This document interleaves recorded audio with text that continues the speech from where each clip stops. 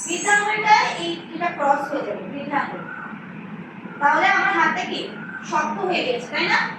আচ্ছা, এবার এই যে এটা দুটো কোণে এক জায়গায় করব। 1 2 3 4 হাত সোজা। এবার এইখান থেকে আমি হাতটা নামাবো, আমার এখানে আঙুলগুলো লাগবে। এই যে আঙুলটা মিডলের যে আঙুলটা মাঝখানে, এটাকে কি বলে মধ্যমা, মধ্যমাটা আমার এই টুপিতে রাখবো, কিন্তু হাত ফাঁক করা যাবে না। 1 2 3 4।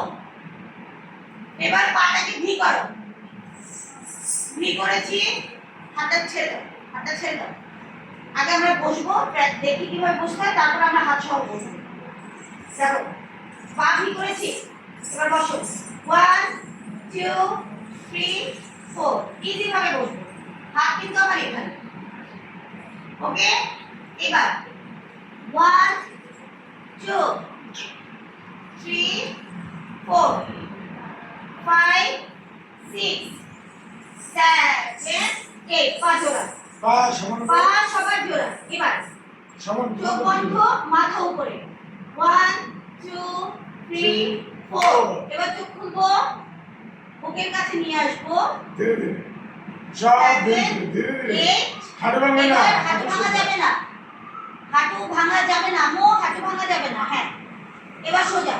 1 2 3 4। আগের পজিশন ক্লিয়ার? তাহলে আমরা একটা মিউজিকের সাথে করি। সবাই লেসনকে ফলো করবে। হ্যাঁ, রেডি? সবার হাতে আমি এখানে দু তিনবার করবো, শেষে এটা ভিডিও করে